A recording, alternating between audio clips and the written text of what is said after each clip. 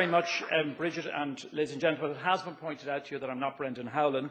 I'm very glad that that's been done in advance, so that if you do have any difficulty with anything that I have to say, you'll have to take it up with me and not with Brendan.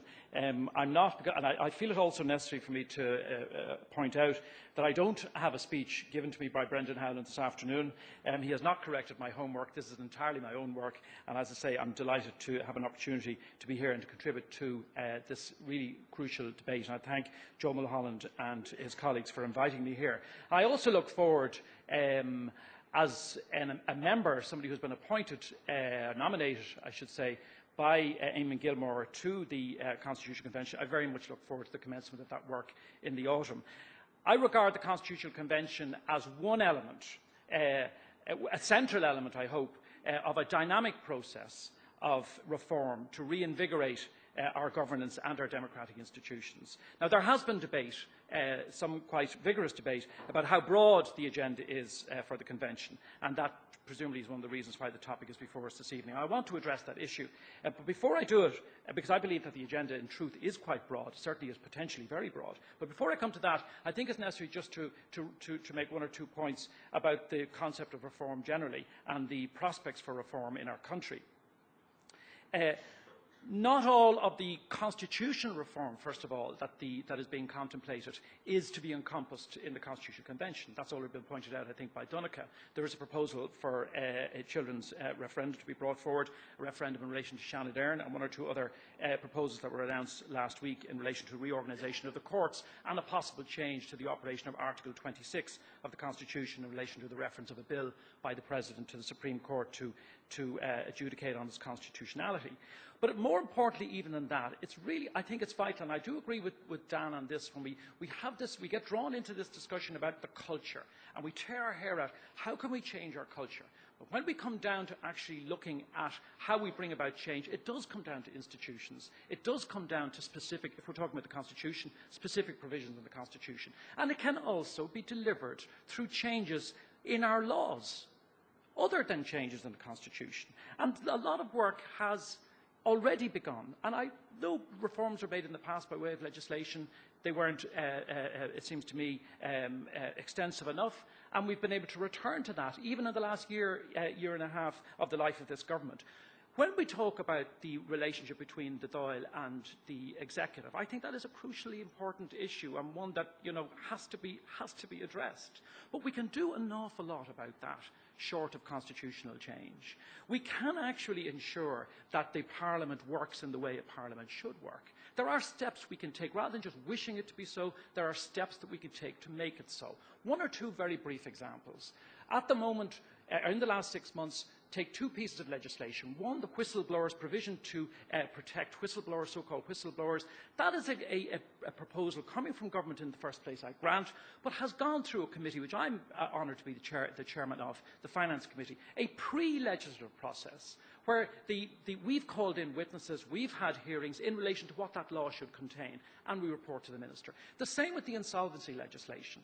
That has actually been put through, maybe not as rigorous a parliamentary process as we would like to see, but certainly it has been put through that process. Over a period of weeks, parliamentarians engaging in discussion about what that legislation should contain, not leaving it confined entirely to the government as has been the position in the past. Other areas of reform can happen, as I said already, through legislation.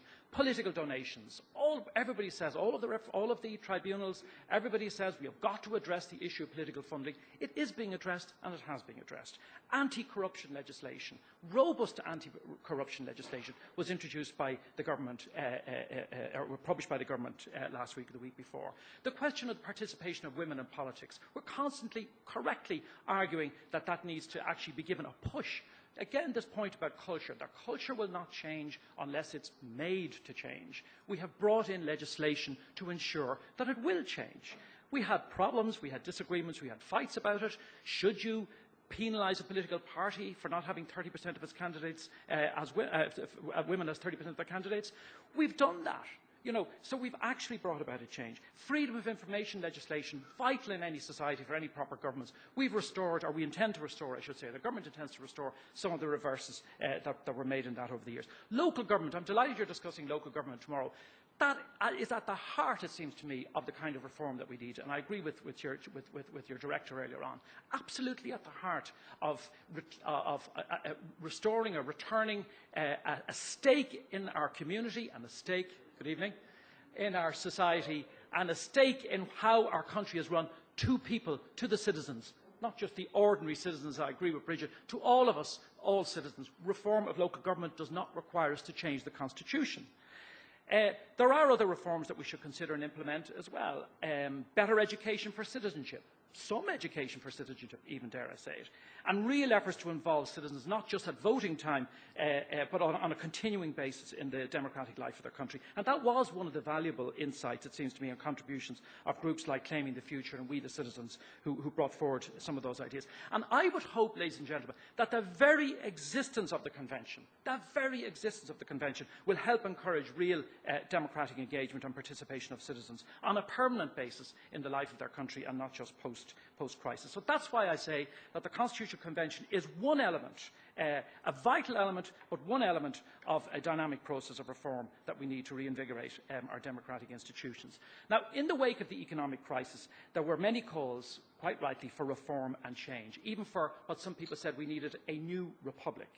And much of this clamour for change is entirely justified. The citizens of this country have witnessed and are experiencing the most traumatic economic crisis since the state was formed. Alongside this, there was a near collapse of public trust in the very ability of the state and its institutions to cope with the challenges with which they have been faced. It's an awesome context for us. Not, when I say us, I don't mean just politicians, for us as a community and as a society. And we recognise the necessity for change, but we then have to break it down. We know we need change, some change, perhaps fundamental change, but we have to get to the stage, and I think we're there now, of asking, what precise change? What do we want to change? When we refer to our Constitution, what needs to change in it? No use us saying that document, it didn't serve us well, we better look at the whole thing and start all over. That's no use. We now must sit down and start getting real and start getting specific. What are the steps?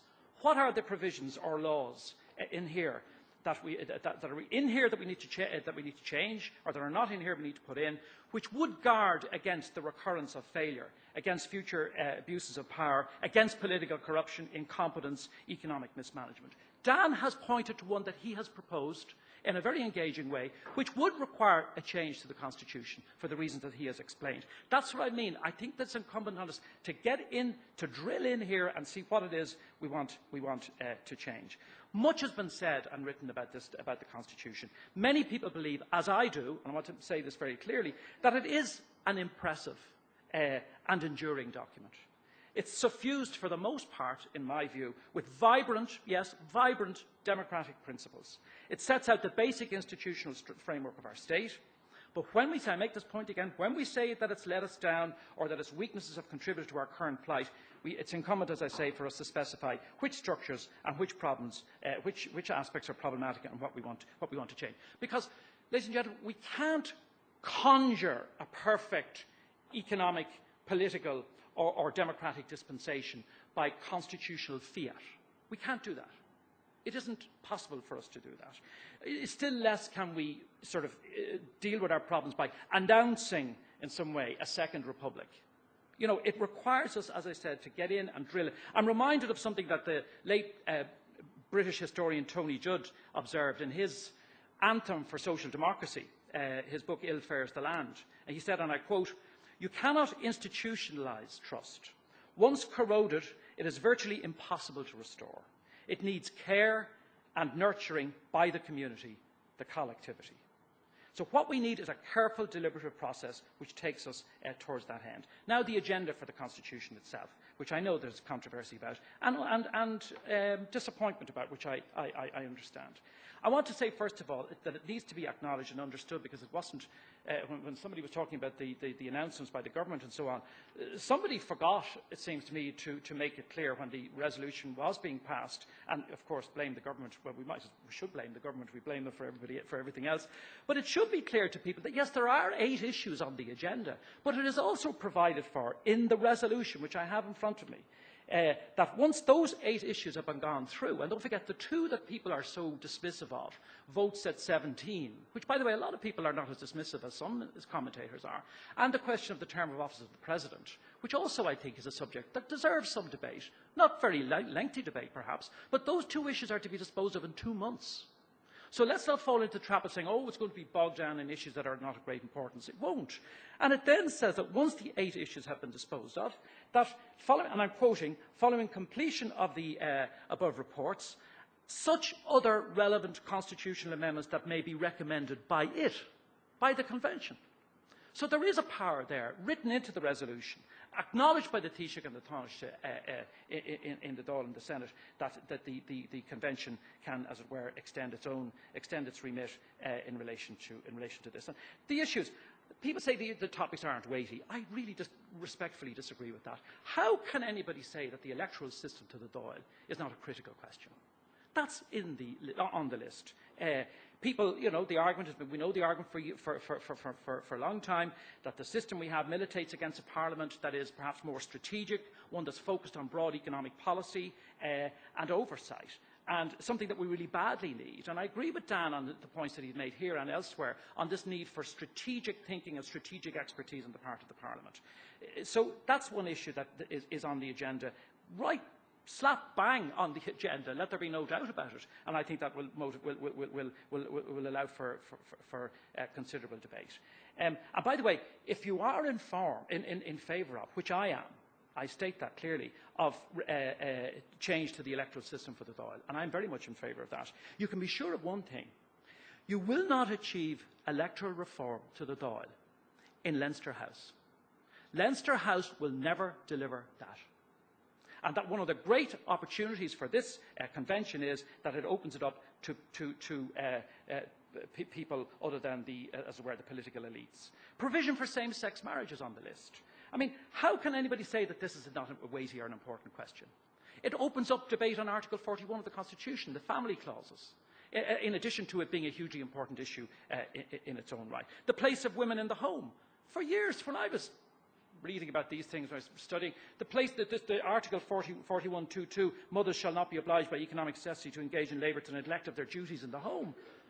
That's on the list for discussion as an issue that should be considered. So, and by the way, both of those, that question of the place of women in the home and the presidency, they were issues, interestingly enough, that were hugely important back in 1937. When you look at what were the issues that people were talking about broadly when the Constitution was introduced, they were actually the 2 most prominent issues, as is actually clear from Gerard Hogan's book on the making of the Constitution, or the basic draft documents, which is about to be published by the Royal Irish Academy. I know I should conclude, and can I do so by saying this? I wouldn't mind maybe engaging on the issue of the socio-economic rights point, but I'll maybe wait to see if that comes up in the discussion.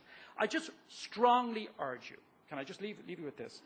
Look to what can be achieved by this really strikingly innovative and progressive initiative, in my opinion. Rather than carping, or we'll say, and I don't denigrate people who complain about the fact that it doesn't go as far as they would like to do it, but it's been adopted now. Let's give this thing our very best shot. Let's look at what's on the list, what can be added to the list, rather than what's not on the list. And I cannot imagine how anyone can argue at this stage that it shouldn't be a fair wind. And I cannot imagine either that the government, any government, would or could ignore the recommendations from such an important body. You know, I think it's a huge opportunity.